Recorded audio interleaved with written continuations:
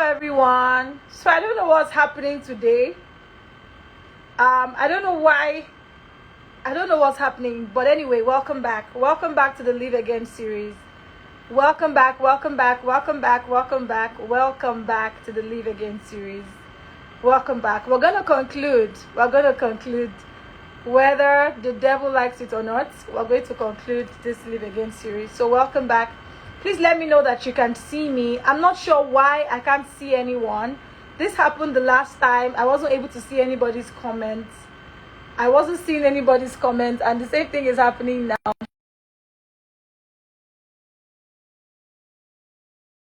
Move.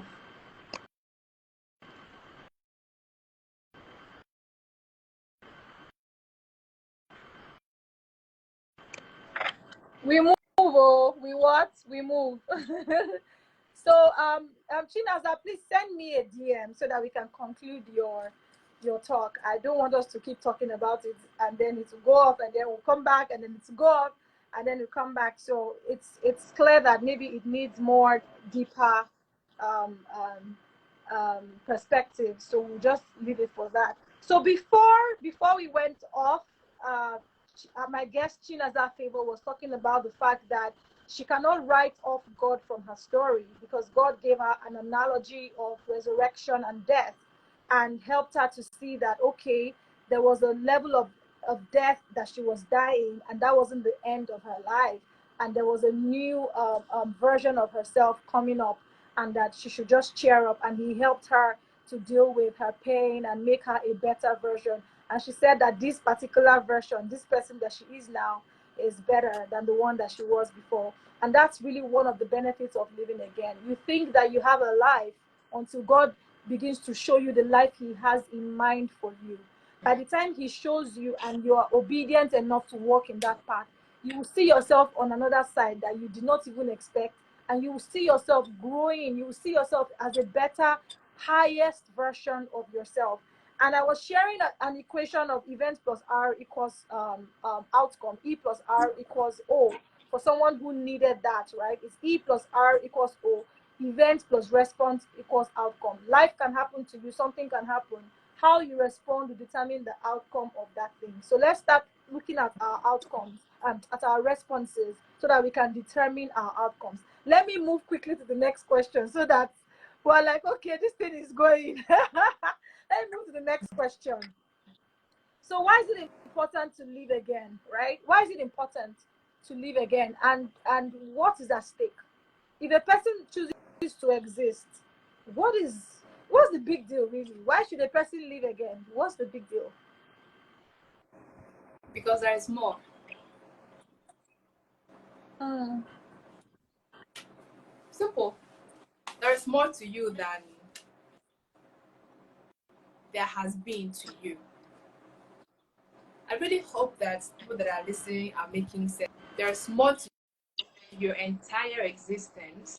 In fact, there's more to your existence than there has been to your entire existence yet. You know, Mm. why was it necessary for Jesus to live? Why didn't he remain dead? Because he had a ministry, had a reason.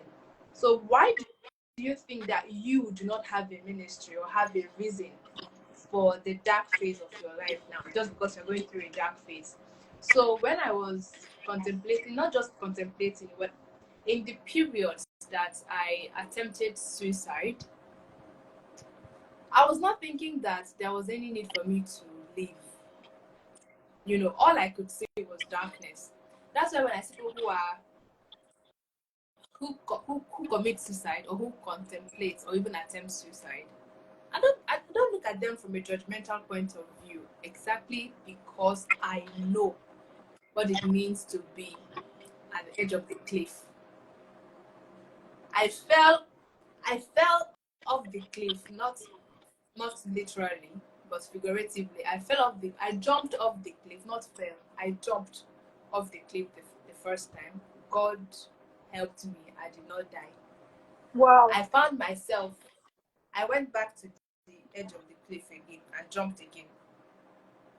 The third time I wanted to jump, it was as if God was like, this girl said, we know they hear words. Sit down here, let me tell you why you cannot go now.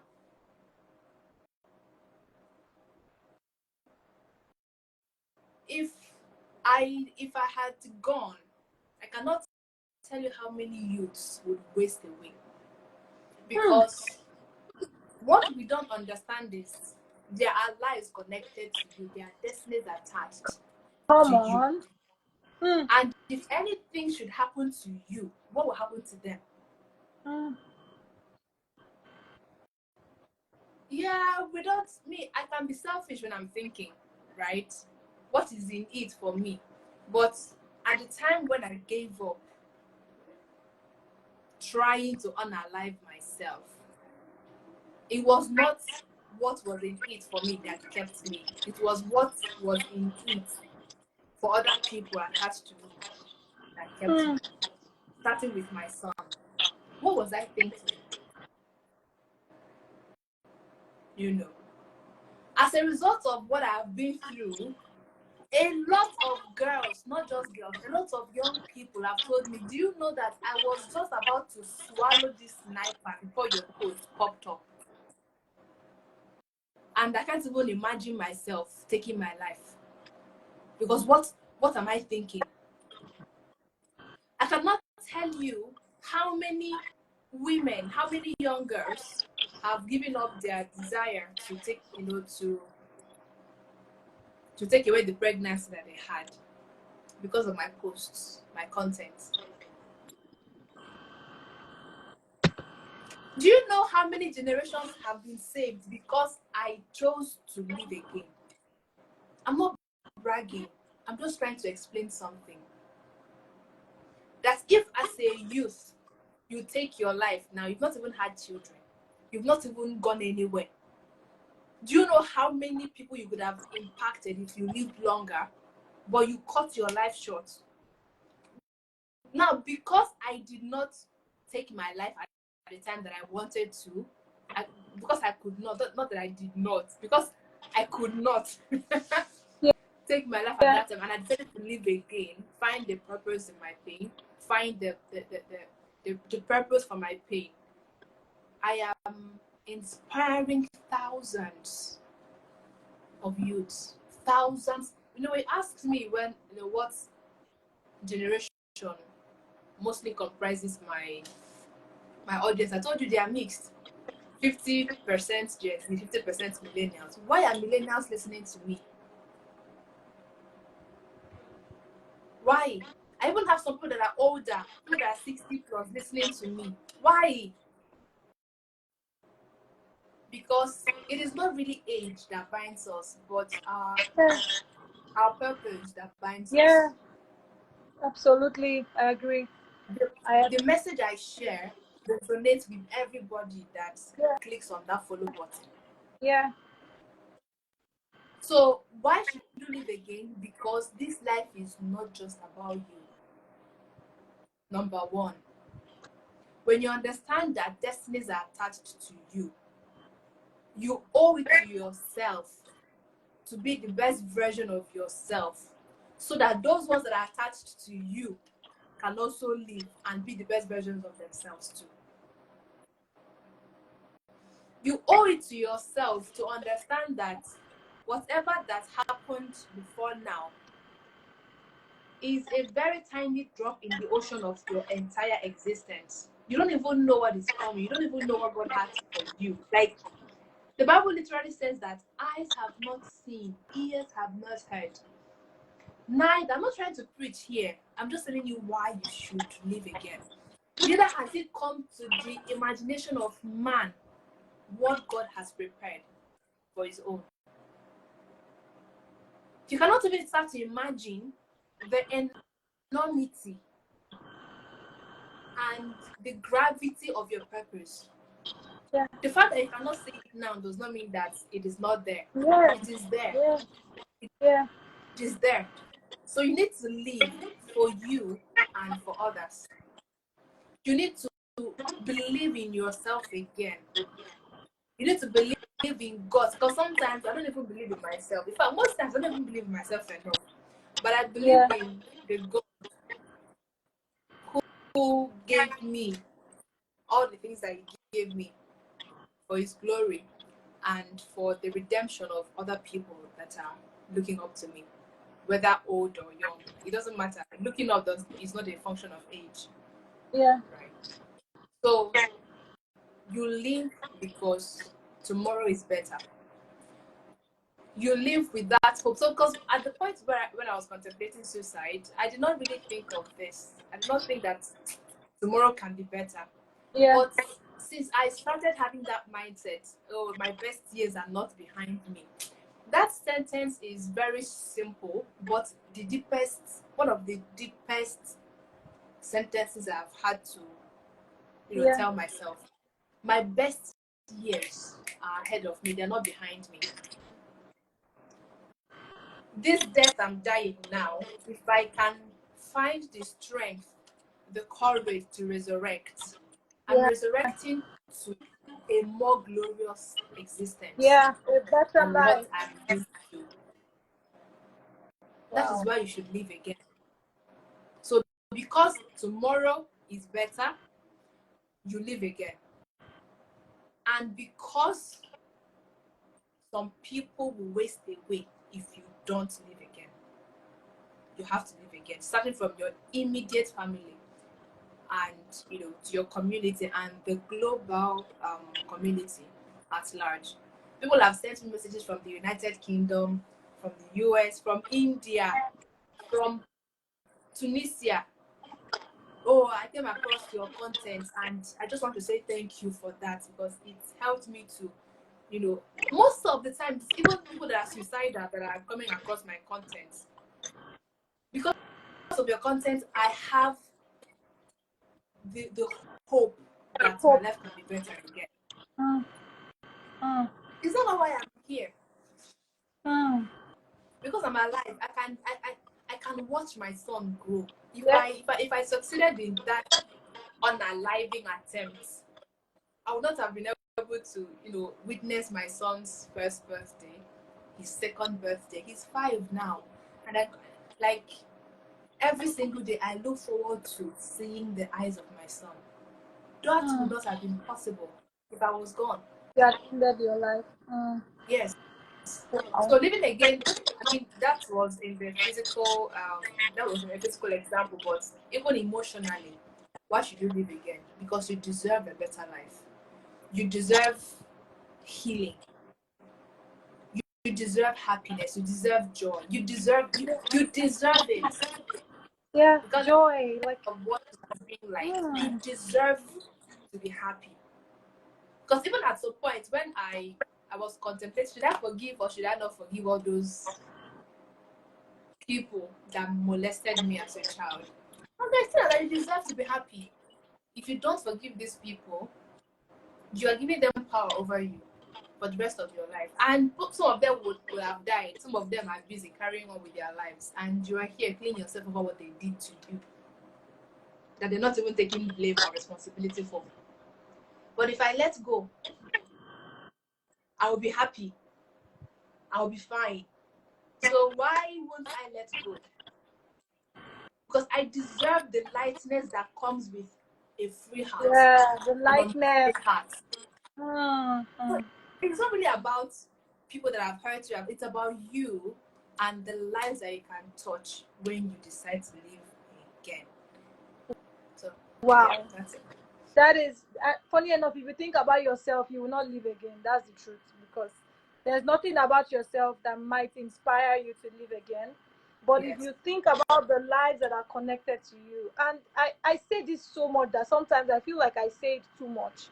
I say there are lives connected to you. It's the Yes. truth. Even today, look at the two examples of the news I saw. The woman's boyfriend was, beating her, like a domestic, was very violent towards her, and her 10 or 11-year-old son was trying to save her, and he died in the process. Wow. So there are lives connected to you. Yeah. Any decision, any choice you make, it affects them. This one is not, I'm not trying to make you, it's the truth. I did a Yes. video on my page where I shared about a woman who poisoned herself and her two kids after a fight she had with her husband. And I asked in that video that why didn't she poison herself alone? What Yeah. did those two innocent children do? But because they were her children and they are connected to her, their lives were cut short. So this thing Yes. is deep. This thing is deep. You're not living again because of your parents or because of someone that wants you to amount to something. You are living again so that your existence will not be a wasted one. You are living again Yes. so that you'll be able to make something out of your life, irrespective of the painful things that have happened to you. You can take those things, give them to God, and say, Lord, that's what I did. I studied civil engineering in University of Benin, and I've always been this very, very intelligent girl. Like you cannot win me in an argument. At least I remember that from my more youthful years. You can't, Yeah. as in IQ over, I don't know whether 90 something, I don't know how they do the IQ thing measurement, but very intelligent. So I'm the kind of person that had planned my life. When I'm done with school, my master's, I will do this, I will do this. By the time life began to happen to me, I had no answers because it was out of what I had planned. Yeah. So by the time I got to the point where I saw that all my planning came to naught, and I was in the belly of the fish. I told God, I'm in the belly of the fish. It's only you that can save me. Please, can you take all my mess, everything that I thought I knew, everything that I thought I have planned, everything, and I gave it to God. I said, God, use it. I don't know what you want to do. So when you say you do not have any plan to study, you that not been doing, you are doing psychology, I can relate. I studied civil engineering, and today I have an NGO, and I'm helping broken, abused, and distressed women live again. I'm having shelter up and down, organizing outreach up and down. It's this was not what my own plan was. So this is not in the plan now. Do you see? So, but I love this, and I've learned to not want to be the one in control, because how much do I know about my life? The one that owns me. Well, so long as you know what you are doing, I'm fine. Just give me the Yeah. grace to trust you. Give me the grace to surrender when necessary. Give me the grace to obey, and give me the grace to die. That's all I pray for every day. Because as long as I'm able to die and surrender, I would see myself in places I did not even think or imagine, like you said. But I'm safe with God. You need to know this, that actually, you're actually safe with God. God, you might have, I don't know why I feel like talking to someone that is angry with God. You are safe with God. God is the safest. God, see, trust me, whatever mindset you have about God, is the devil that put it there. He's the real problem. The thief has come to steal, to kill, and destroy. God did not cause you that pain. God did not cause you. See, God saw it happen and allowed it, but He's not the inflictor of the pain. God does Right. not cause pain because He wants to see you cry. Then He say, "Hey, she's crying." No, your crying doesn't make God happy. So please, if you're the one listening to me, I need you to know that God loves you. And the reason why you're alive, and the reason why it wasn't as bad as the devil wanted it to be, is because God actually loves you and He has a plan for you. It's time for you to live again. We're having an outreach coming up next month in Lagos, Nigeria. For those in Lagos, women only, try to attend. It's liveagain.com.ng/outreach. There's a lot planned out, but one of the things we're doing with that outreach is to help you restore your broken relationship with God, help you with emotional healing, help you with mental strongholds in your mind, right? And then help you get your confidence and your self-esteem back. And of course, we're doing some financial empowerment. We're giving grants of 100,000 naira to 20 women. And that's not even all. We're doing way more. We're giving jobs. You come with your CV. If you have to, we have HR experts that will be there that will, evaluate your CV and check your CV to check, okay, you can do this, you can do that. And then we're actually going to teach you talent development, how to leverage what you have in your hand. When I went through abuse, I had lost my job. I didn't have a job again. All I had was the emceeing. I was emceeing part-time, and I took it up full-time. And from that emceeing full-time, I went into paid speaking. I went from paid speaking into coaching, from coaching. Now I'm training to be a therapist, just like you are studying psychology. So because I want to be able to help more women. They're in my DMs every day. Every day, I have DMs on Lamb Tribe, which is the Live Again movement page. I have DMs on my personal page here. I have messages. This person needs help. Can I come to the shelter? I get those DMs every day. The truth is, if I had died or if I allowed myself get swallowed by my pain, I will not be doing what I'm doing. Like you said, Chinaza, because of you, many youth have found their path. Because of you, many youth have sent you messages, I'm not committing suicide again. I mean, even if you don't have food on your table when they're sending you that message, it's like somebody has fed you. You'll be so fulfilled. Right. I'm not even joking. You will feel like, wow, I've achieved something today. Yes. So please don't end your life. God loves you, right? Okay, let me move quickly to my other question. I wanted to ask you one about your 10-year-old self, but I'm just like, wouldn't it be great for me to ask you that question, considering what happened when you were 8 years old? I don't know the extent of healing that has happened, but I'll leave that to you if you want to answer the question. What would you say to your 10-year-old self? If you want to answer it, feel free to answer it. If you don't want to answer it, let's slide to the next question. The next question is, would you describe yourself as a resilient person, and why? Well, every opportunity I get to talk to my 10-year-old self, I seize it. Well, to any younger version of me, I seize it because she didn't see this part, this aspect. She didn't think that this version of me was possible. So, yes, I'm almost done with my meeting. Sorry about that. No. I have two, so I know how they do. I know the kind of magic I used to do for them to even leave me. So just feel free. I've been on meetings since 7 o'clock, so he has waited. Oh yeah, just before mine. I know you were live before mine. That's true. Yeah. So I would tell her, but she was really angry. She was angry and angry at everybody. Angry that she was born.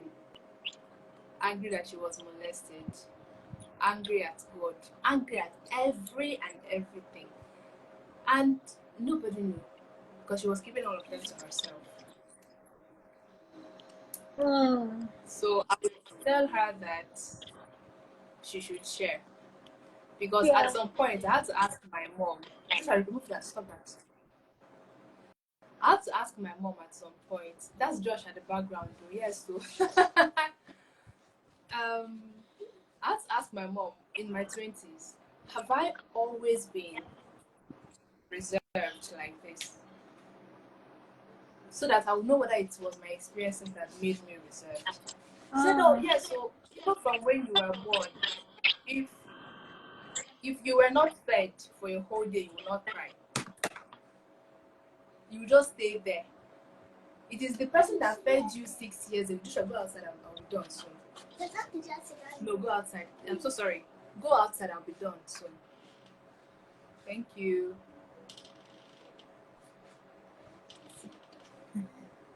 I'm sorry about this. Joshua.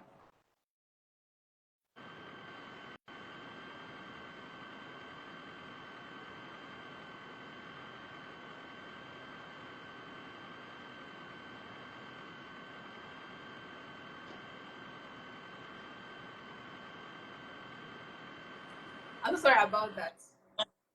So it's fine. being distracted, I had to tell him to go outside the room. So told me, even if nobody fed you, you were a very reserved person. So I said, okay, so I've always been this way. What I would tell her is share, tell your mother about this. I know you're angry with her for even giving birth to you and allowing you to be in this place where you are molested. But go and tell her. Because she did not know, we kept on going to those people's place, to their house, and it continued to happen. So, but if she knew, my mom is a tiger. She would have fought.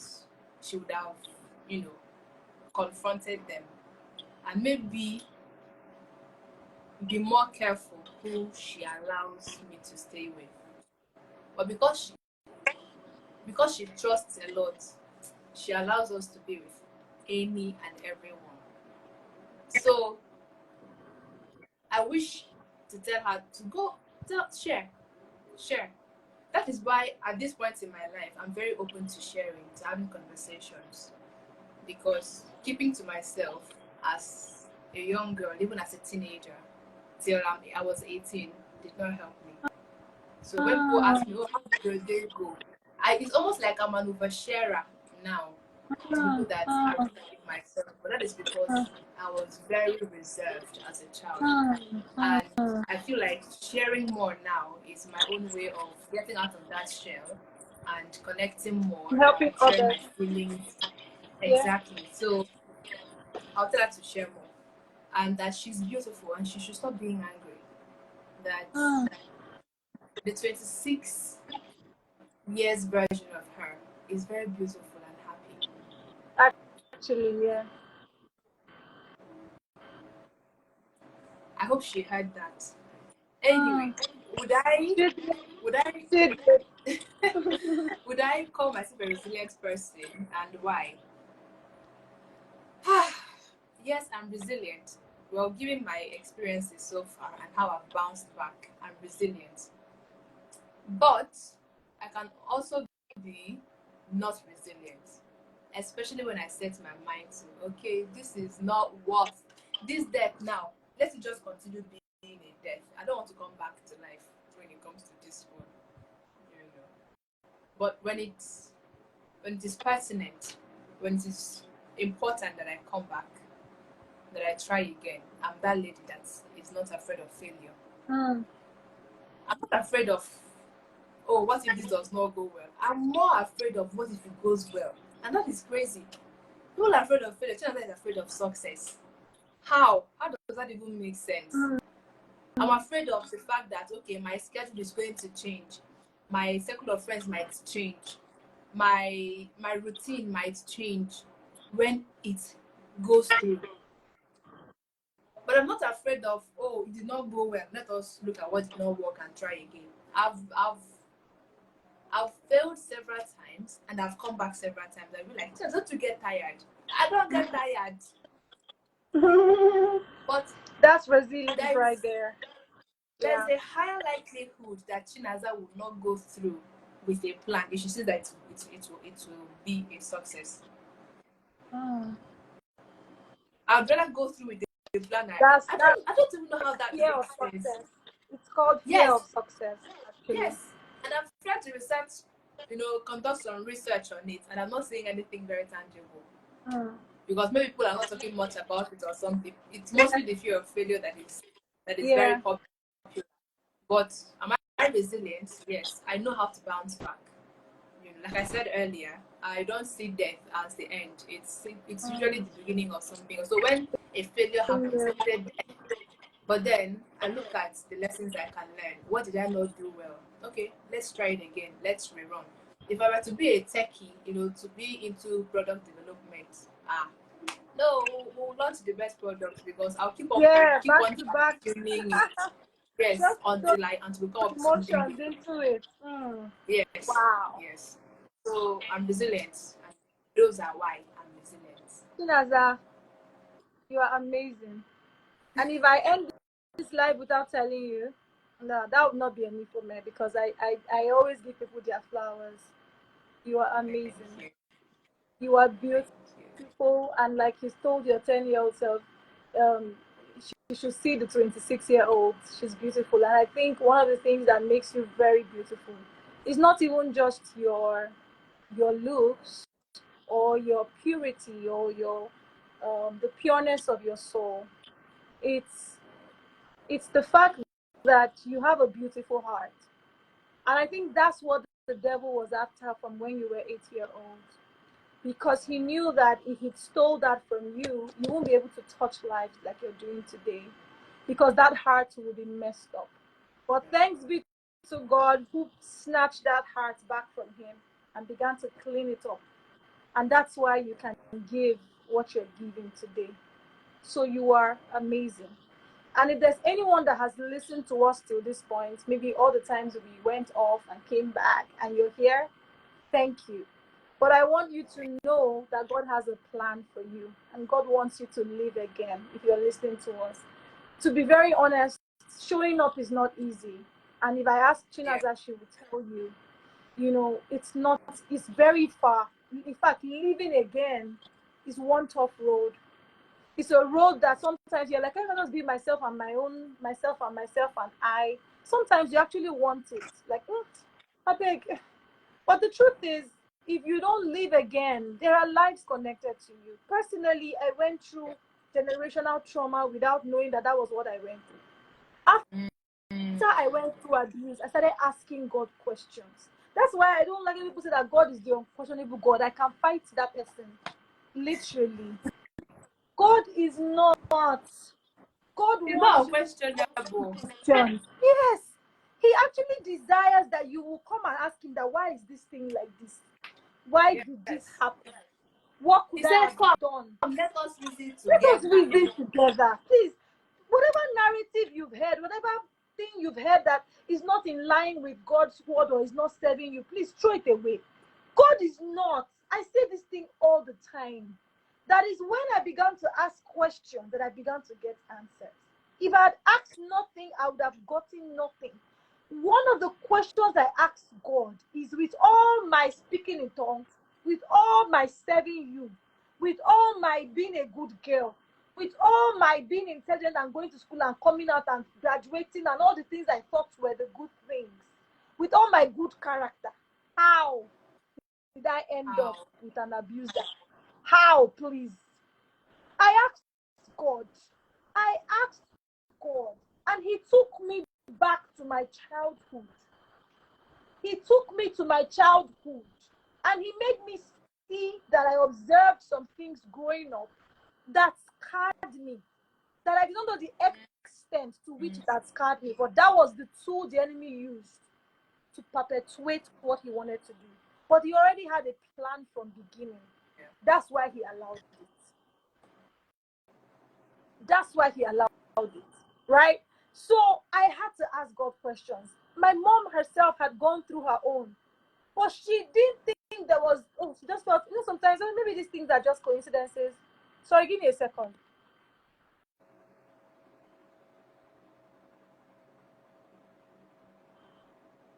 Okay, thank you. Can you hear me now? So Yes. she didn't know that it was, sometimes people just feel, maybe, they justify or they just try to explain what has happened to them with maybe a phenomenon or one English. But when I went through what I went through, I said, no, I needed to know. And that's when God began to reveal to me about patterns and negative patterns, that they are real. But sometimes we ignore them thinking because we've now started serving God, everything we know. That's why we're supposed to use what we've learned with the word to legislate